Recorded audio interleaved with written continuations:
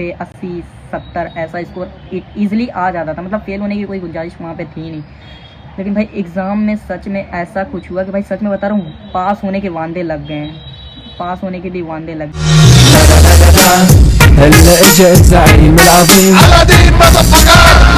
Guys, so this side is Yasir Siraj, your CA aspirant, and this is my first video as CA aspirant। तो आज मैं बताऊंगा कि मतलब मेरा जून 23 का एग्ज़ाम कैसा गया और वो पेपर्स मतलब कैसे आए थे।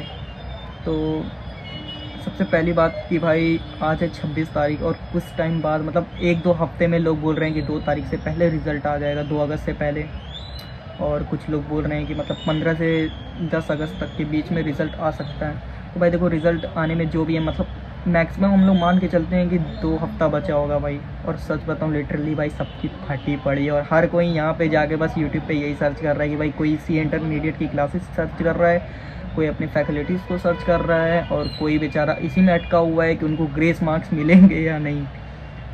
तो वो सब खैर बाद में बात करते हैं, पहले ये बात करते हैं कि मतलब मेरा सी फाउंडेशन जून 23 का एग्ज़ाम कैसा गया। तो सबसे पहले बात करते हैं अकाउंट्स की। तो भाई देखो, अकाउंट्स में मेरे सच बताऊँ, मेरे अगर अकाउंट्स की बात करूँ तो मॉक टेस्ट में भाई मेरा 90 तक स्कोर आ जाता था। मेरा 90, 80, 70 ऐसा स्कोर ईजिली आ जाता था, मतलब फेल होने की कोई गुंजाइश वहाँ पे थी नहीं। लेकिन भाई एग्ज़ाम में सच में ऐसा कुछ हुआ कि भाई सच में बता रहा हूँ, पास होने के वांदे लग गए हैं, पास होने के भी वांदे लग गए एग्ज़ाम में।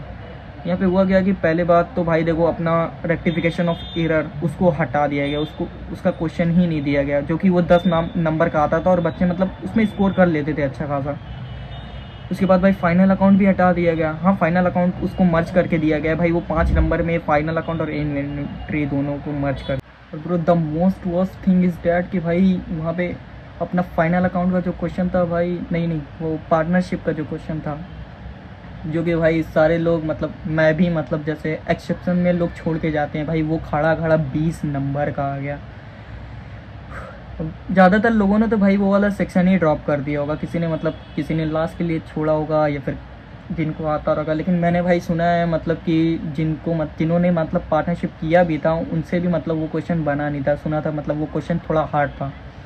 मतलब जिनको वो आता भी था वो लोग भी उसको उतने सही से कर नहीं पाए थे, वो पूरा क्वेश्चन अटेम्प्ट नहीं कर पाए थे। कुछ लोग कर पाए होंगे भाई। तो फिर उसके बाद अपना सब मैंने मतलब मेरे को मतलब कंपनी अकाउंट में मतलब बहुत कॉन्फिडेंस था। तो मैंने यही सोचा था, मतलब पहले से डिसाइड किया था कि भाई अगर कुछ भी करना है मेरे को ट्रू फॉल्स पहले करना है, फिर उसके बाद मैं कंपनी अकाउंट उठाऊँगा, क्योंकि सबसे ज़्यादा कॉन्फिडेंस मेरे को उसी में था। तो जब मतलब कंपनी अकाउंट उठाया तो भाई वहाँ पे सब कुछ मेरा ठीक था, देखने में ठीक था। लेकिन भाई बाद में मेरे को पता चला कि मैंने कुछ ड्रॉप कर दिया, एक एंट्री मैंने ड्रॉप कर दी, जो कि मतलब रिफ़ंड करना था। शायद 80,000 शेयर्स थे शायद कुछ, तो उसको रिफ़ंड करना था। मैंने वो रिफ़ंड नहीं किया, वो शुरू में ही रिफ़ंड करने थे। मैंने मतलब बाद के शेयर्स जो थे वो रिफ़ंड कर दिए, लेकिन पहले वाले जो शेयर्स रिफ़ंड करने थे शुरू में ही, वो मैंने रिफ़ंड नहीं किया। बस वो एंट्री मेरी थोड़ी गलत हो गई, बाकी सब सही था, जिसमें मतलब अच्छा खासा मेरे को स्टेप मार्किंग का मार्क्स मिल सकता है।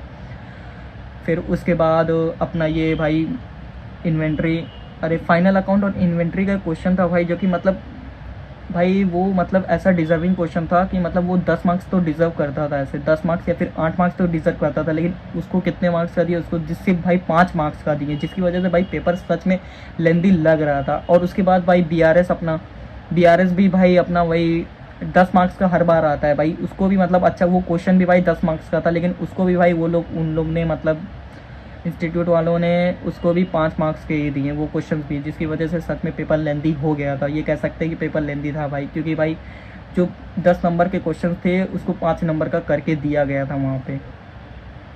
तो भाई जो फाइनल अकाउंट इन्वेंट्री का जो मर्ज क्वेश्चन था भाई, वो क्वेश्चन मेरे को मतलब पक्का मतलब मेरे को वो क्वेश्चन आता ही नहीं था, वो क्वेश्चन मेरे को आता नहीं था। लेकिन मैंने जब वो देखा कि मॉक टेस्ट में भी वो क्वेश्चन था, और मतलब वो क्वेश्चन मेरे को ऐसा लगा यूनिक सा थोड़ा लगा, और अंदर से मतलब ऐसा लग रहा था कि ये क्वेश्चन भाई आएगा, ऐसा मतलब गट्स कह रहा था कि अंदर से ये क्वेश्चन मतलब आएगा ही आएगा। तो भाई मैंने एक सीनियर से अपने वो क्वेश्चन को पूछा था पहले, मॉक टेस्ट जब सॉल्व कर रहा था कि भाई इसका क्या रहेगा, तो उसने कुछ बताया मेरे को, मतलब उतना कंफर्म मेरे को समझ में नहीं आया जिस तरीके से उसने बताया। उसने बताने की कोशिश की, लेकिन मतलब अब भाई उतना अच्छे से मेरे को समझ में नहीं आया। लेकिन लास्ट वाले दिन क्या हुआ कि भाई मेरे को मतलब इतना कॉन्फिडेंस था कि भाई ये क्वेश्चन आने वाला है। मैंने बस उस क्वेश्चन की भाई एंट्री जितनी थी बस रट के चला गया भाई। एंट्री जितनी थी वो जितनी भी एंट्री थी वहाँ पे जैसे जैसे था वो सब कुछ मतलब उसका पैटर्न मैं रट के चला गया, और सेम वही क्वेश्चन देख के भाई एकदम खुश है। बस उसके फिगर्स थोड़े चेंज थे और सब चीज़ वही थी, एंट्री सब कुछ वही थी। तो भाई देख के खुश हो गया। लेकिन भाई वो क्वेश्चन कितने मार्क्स का था? सिर्फ 5 मार्क्स का, जबकि वो मॉक टेस्ट में 10 मार्क्स का था, और यहाँ पे उन्होंने बस 5 मार्क्स के दिए थे। फिर उसके बाद BRS भी भाई 5 मार्क्स का था, फिर उसके BRS भी मेरा सही गया। फिर उसके बाद डिप्रिशिएशन में भाई प्रोविज़न दे दिया था, वो भी मैंने अच्छा हुआ कुछ 2-3 दिन पहले ही वो सही कर लिया था। मेरे को पता था, मतलब ऐसा लग रहा था कि भाई डिप्रिशिएशन में प्रोविज़न वाला इस बार आ सकता है, क्योंकि बहुत पहले से मतलब आया नहीं हुआ है, प्रोविज़न आने वाला नहीं है। और पिछले साल भी मतलब मेरे सर कह रहे थे कि आने वाला था, लेकिन पिछले अटेम्प्ट में भी नहीं आया था वो। तो इस बार मतलब पक्का ये था कि प्रोविज़न फॉर डिप्रिशिएशन आने वाला है। तो मतलब मेरा वो भी सही गया, सब कुछ सही गया, लेकिन उसमें भी मतलब डिप्रिशिएशन का या फिर मशीनरी का कोई एक वैल्यू थी जो मतलब मेरे से थोड़ा मिस हो गई।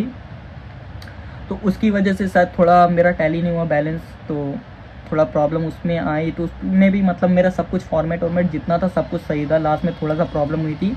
उसमें भी स्टेप मार्क मेरे को मिल सकता है अच्छा खासा, वो 10 नंबर का था शायद। फिर उसके बाद अपना ये मैंने NPO मतलब बात के लिए रखा था, तो फिर NPO किया। फिर उसके बाद जो थ्योरी थी उसमें जो सब मतलब अकाउंट्स में मिला जुला के मेरा एक्सपेक्टेड मार्क्स है कि मैं 50 तो आराम से स्कोर कर सकता हूँ। लेकिन फिर भी मेरे को भाई I am prepared for the worst. तो अगर मेरे को 40 भी मिलता है ना भाई अकाउंट में, तो मैं डन हूँ भाई, मेरे को दे दे भाई बस। मतलब अकाउंट में मैं पास हो जाऊँ, मैं मेरा सब कुछ सही है। फिर उसके बाद सेटल है, मैं CA इंटर में चला जाऊँगा अगर मेरे को अकाउंट्स में भी बस पास कर दिए वो लोग। तो बस वहाँ पे अकाउंट्स ये प्रॉब्लम थी। फिर उसके बाद अपना आता है ये लॉ। तो लॉ में भाई क्या था कि लॉ में मेरे को मतलब इतना कॉन्फिडेंस था। लॉ मैंने भाई सच बता रहा हूँ, मैंने BRS छुआ भी नहीं था। मैंने मतलब लास्ट के 2-3 दिन पहले ही मतलब BRS उठाया। उसमें कम्युनिकेशन का चैप्टर था, कम्युनिकेशन पढ़ा। फिर उसके बाद एक्टिव पैसिव थोड़ा देखा। फिर उसके बाद आर्टिकल तो भाई देखने वाला नहीं, बस फॉर्मेट जितना था फॉर्मेट मैं देख के गया था, क्योंकि मेरे को पता था कि मेरे पास इतना टाइम नहीं होगा, और ना ही मैं इतना एक्स्ट्रा ऑर्डिनरी बच्चा हूँ कि मैं मतलब सब कुछ इतने टाइम पे मैनेज कर लूँगा।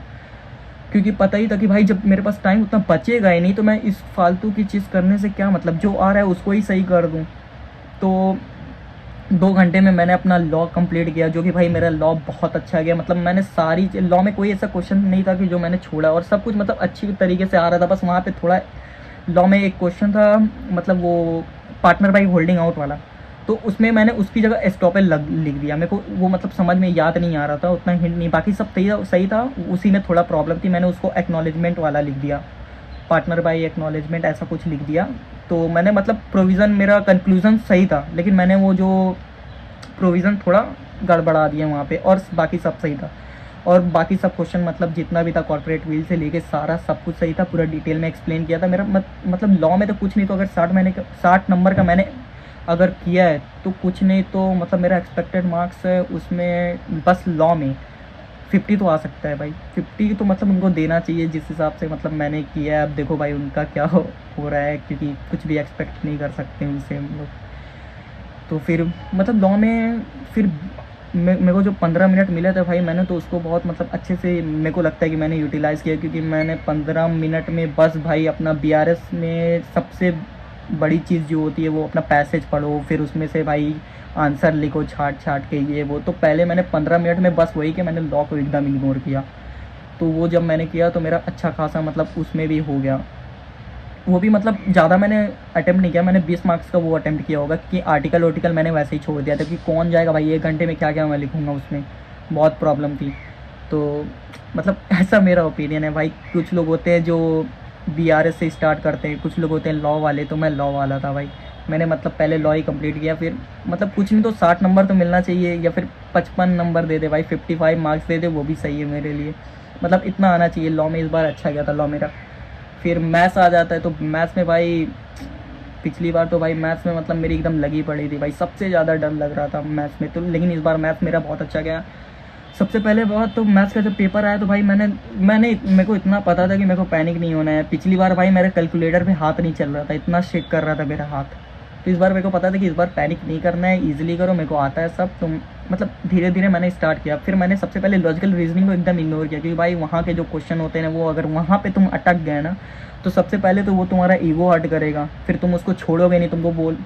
तुम्हारे अंदर से भी ये चीज़ आएगी कि नहीं, ये क्वेश्चन मेरे को आता है, मैं इसको छोड़ नहीं सकता हूँ।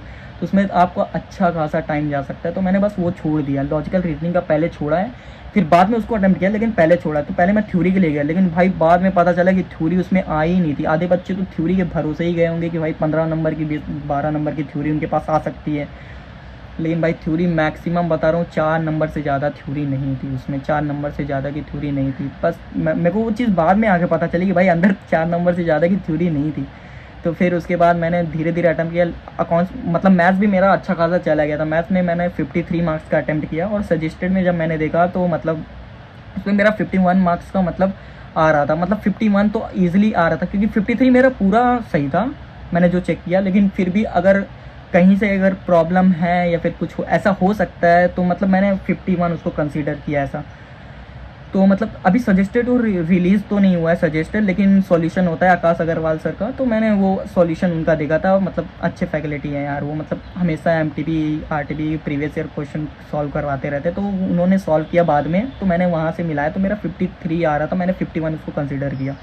मैं सॉल्यूशन की लिंक भी मैं डिस्क्रिप्शन में दे दूँगा, ठीक है।